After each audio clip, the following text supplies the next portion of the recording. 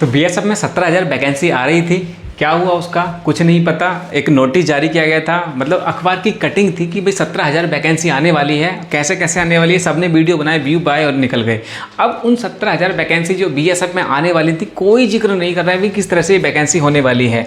देखिए मैं आपको बता दूं कि ये वैकेंसी कब आने वाली है और कैसे आने वाली है, और आप किस तरह से इस वैकेंसी को अपना बना सकते हैं, एक पोस्ट अपनी ले सकते हैं। 17,000 बीएसएफ में वैकेंसी आने वाली, ये सही बात है, क्योंकि उसकी जो बटालियन है, उसके जो फ्रंटियर हैं वो बढ़ने वाले हैं। अगर आप वर्दी पहनना चाहते हैं तो मैं इस वीडियो में आपको डिटेल से बताने वाला हूं कि इसमें कौन कौन सी वैकेंसी इंक्लूड होगी, कितनी हाइट चेस्ट वेट मांगा जाएगा, क्या क्राइटेरिया रहने वाली होगी। कि देखिए 17,000 ऐसे नहीं कि जीडी वाले की वैकेंसी निकाल देंगे, ऐसा कभी नहीं होगा। उसमें आपको हेड कांस्टेबल की वैकेंसी होगी, आर्मर की वैकेंसी होगी, टेक्निकल वैकेंसी होगी, इंजीनियरिंग ब्रांच, मतलब बहुत सारी वैकेंसी होंगी। मैं डिटेल से इस वीडियो में बताने वाला हूँ कि भाई किस तरह से आप प्रिपरेशन करेंगे और किस तरह से 17,000 जो वैकेंसी होने वाली है उसका आप लाभ उठा पाएंगे। ऐसा नहीं है कि हवा हवा में बताई और निकल गए।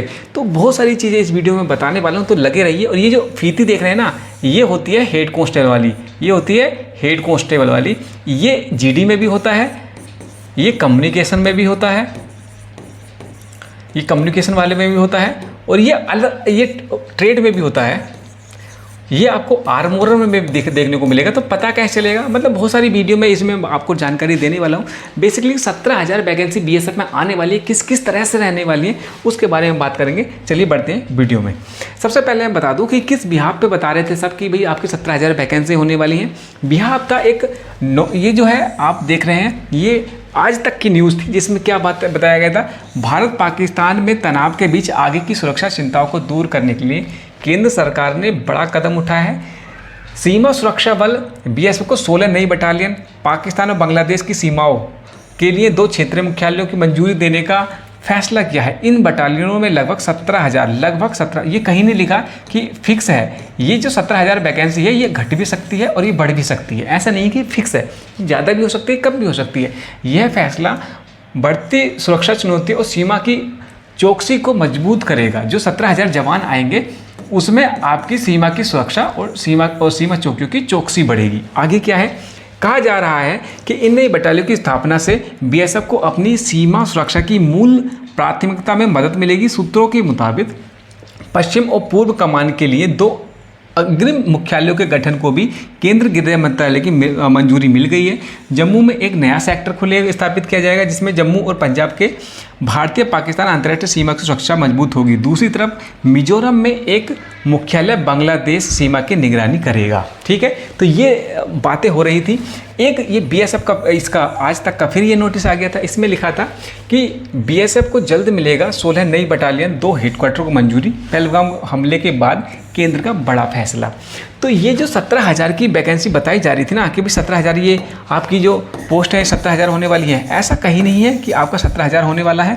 बढ़ भी सकती है, घट भी सकती है। तो किस तरह से वैकेंसी रहेंगी एक बार मैं वो बता देता हूँ कि आपकी वैकेंसी ये किस तरह से रहने वाली है। देखिए बीएसएफ में 17,000 वैकेंसी किस किस की पोस्ट होती है। सबसे पहले होगा देखिए जीडी वाली वैकेंसी, ठीक है, जो निकालता है एसएससी के थ्रू। एसएससी में वैकेंसी निकलेंगी, ये सबसे ज़्यादा सबसे बड़ी वैकेंसी यही होने वाली है, सबसे बड़ी वैकेंसी होगी ये। ठीक है, सबसे बड़ी वैकेंसी होगी। अब ये 7,000 भी हो सकती है, 10,000 भी हो सकती है, कुल मिला के होगा। तो पहले नंबर पर होगा एसएससी जीडी। एसएससी बीएसएफ कभी अपना नहीं निकालती, एसएससी को अपना पद बताएगी कि इतने इतने खाली हैं, उसके हिसाब से होगा। दूसरे नंबर पर होगा आपका एससी मिनिस्ट्री वाली। ये क्या है, ये भी सीएपीएफ की तरह निकालता है। इसकी नोडल एजेंसी वो खुद है, नोडल एजेंसी ये खुद है बीएसएफ। तीसरी क्या होगी, ट्रेड्समैन वाली वैकेंसी हो जाएगी। ठीक है, चौथी जो वैकेंसी होगी आपकी कम्युनिकेशन वाली वैकेंसी या रेडियो ऑपरेटर।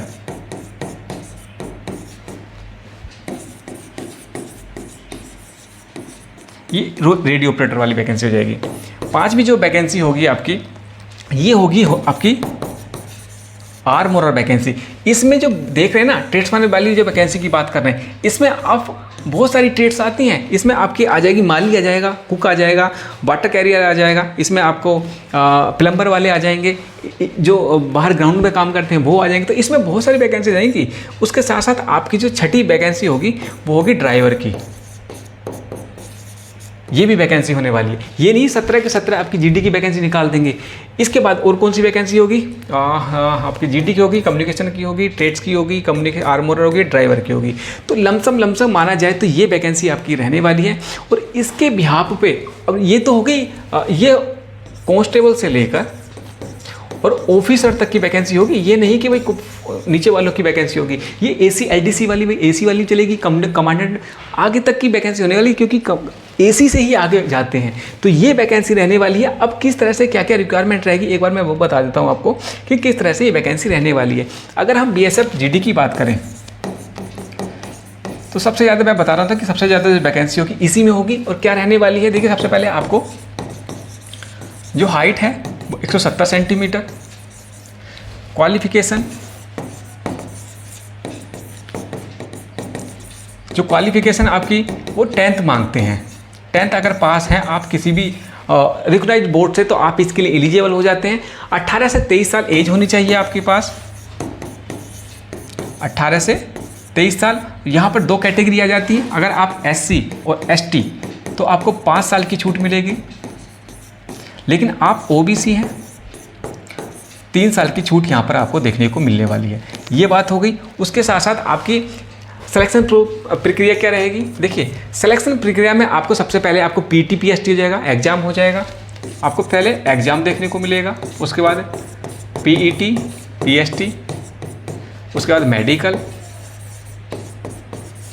डॉक्यूमेंटेशन। इस तरह से आपका सिलेक्शन प्रक्रिया रहेगा। इसके साथ साथ आप जो है आपका 24 मिनट में 5 किलोमीटर की रनिंग देखने को मिलेगी। 80 से 85 सेंटीमीटर आपका सीना होगा। तो ये सबसे बड़ी भर्ती जो यही होगी। और ये 7,000 से लेकर 8,000 या 10,000 कितनी भी हो सकती है, ये बड़ी भर्ती रहने वाली है। क्योंकि जीडी के पद जो है जितने ओवरऑल दिखेंगे तो जीडी वाले ही जो कार्मिक होते हैं वही इस सारी वैकेंसी को हैंडल करते हैं। जितने भी ऑपरेशनल कार्य होते हैं वो यही हैंडल करते हैं। अब मैं बात बता देता हूँ, ये तो पहली वैकेंसी होगी। अब हम बात कर लेते हैं SCM वाली वैकेंसी, हेड कांस्टेबल मिनिस्टर वाली वैकेंसी की। इसमें किस तरह से रहती है? तो इसमें अगर मैं क्वालिफिकेशन की बात करूं, तो 12th अगर पास है किसी भी बोर्ड से तो आप इसके लिए एलिजिबल हो जाते हैं। हाइट की बात करें, अगर मैं हाइट की बात करूं तो 165 सेंटीमीटर। उसके बाद आप इसके साथ साथ आप हाइट की बात करें, इसमें सबसे ज़्यादा जो दिक्कत आती है वो टाइपिंग को लेकर आती है। बच्चों की टाइपिंग नहीं होती और टाइपिंग में बच्चे निकल जाते हैं। ये आपके लिए ज़रूरी हो जाता है, टाइपिंग एग्ज़ाम और उसके बाद फिजिकली, ये सब कुछ इसका शेड्यूल रहता है। सबसे पहले क्या हो जाता है इसका हो जाता है आपका फिजिकल,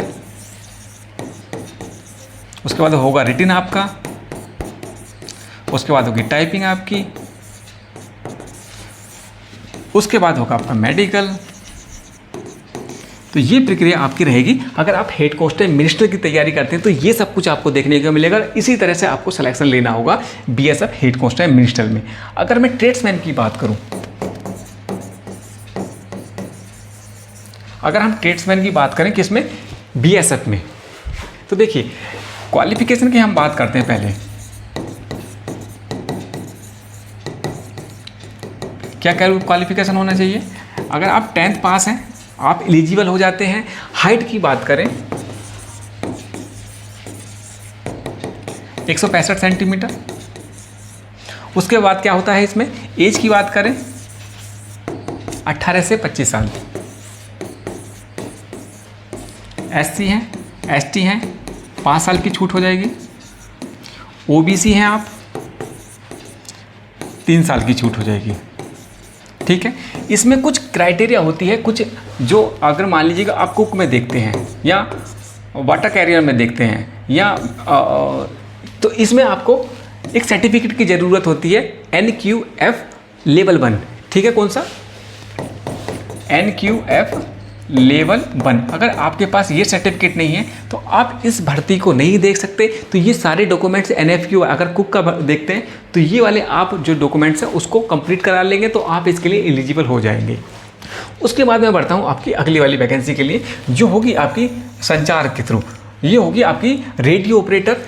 पद का नाम क्या होगा? हेड कांस्टेबल रेडियो ऑपरेटर और रेडियो मैकेनिक। इसकी वैकेंसी होगी। ये भी बहुत अच्छी वैकेंसी होती है और इसको भी अप्लाई आपको करना होगा। क्या क्या होता है, किस तरह से होता है, एक बार वो देख लेते हैं। इसमें देखिए इसकी जो एज मांगते, देखिए क्वालिफिकेशन क्या होगी, या तो आपने 10th किया हो, उसके बाद संबंधित ट्रेड में 2 साल का ITI आपके पास डिप्लोमा है तो आप इसके लिए एलिजिबल हो जाते हैं, या आपके पास 12th है फिजिक्स केमिस्ट्री मैथ से और न्यूनतम इसमें 60% नंबर है, तब भी आप इसके लिए एलिजिबल हो जाते हैं।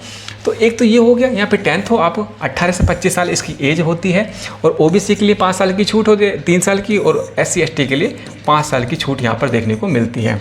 उसके बाद वेतन लेवल 4 में आता है, 25,500 से 81,100 तक रहता है। चयन प्रक्रिया की मैं अगर बात करूँ तो देखिए, रिटन एग्जाम हो जाएगा, फिजिकल हो जाएगा, रिटन एग्जाम फिजिकल, उसके बाद डॉक्यूमेंट वेरिफिकेशन हो जाएगा, मेडिकल हो जाएगा, फिजिकल एग्जाम रिटन हो जाएगा, उसके बाद ये प्रक्रिया रहने वाली है। तो ये देखिएगा बहुत अच्छी वैकेंसी है, इसको भी आपको नहीं जाने चाहिए। उसके बाद आपके मैंने बताया आर्मोरर की वैकेंसी होती है, उसके बाद आपकी वैकेंसी होती है ड्राइवर की। तो ये सारी वैकेंसी होती है, इसको आपको पढ़ना पड़ेगा। और ये कब वैकेंसी आएगी, देखिए या तो हो सकता है, देखिए SSC वाली वैकेंसी तो निकल गई, इसमें तो कोई नाम है नहीं इसका, तो 2026 में या 2025 में जो वैकेंसी आएगी, नवंबर में नोटिफिकेशन अगर जारी होता है तो उसमें कहीं ना कहीं देखने को मिल जाएगा। इसके साथ साथ आपको SSB की न्यू बटालियंस खुल रही हैं, ठीक, ITBP की नई बटालियन खुल रही है। तो अगर आप वर्दी पहनना चाहते हैं तो सुनहरा मौका है। आप अगर इस बार वैकेंसी को अपना नहीं बना पाए या एक पोस्ट नहीं सिलेक्शन ले पाए तो बहुत मुश्किल हो जाएगी, दिक्कत में आ जाओगे। नवंबर में वैकेंसी आने वाली है SSC GD वाली, तो उसमें तो BSF वाली भी ऐड होंगी, SSB वाली भी ऐड होंगी, ITB वाली ऐड होंगी, नोडल एजेंसी बना दिया जाएगा, उसके बाद चलता रहेगी प्रक्रिया।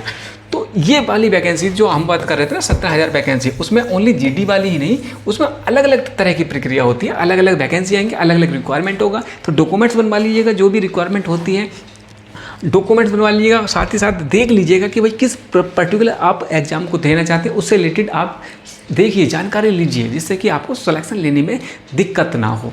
तो इस वीडियो को हम इतने ही रखते हैं। टेलीग्राम का लिंक मैंने वीडियो के डिस्क्रिप्शन में दे रखा है, आप ज्वाइन कर लीजिएगा, जिससे कि कोई भी अपडेट हो मैं वहाँ पर आपको इन्फॉर्म कर दूँ। तो इस वीडियो में इतने ही रखते हैं, अगली वीडियो में मिलते हैं, तब तक के लिए जय हिंद।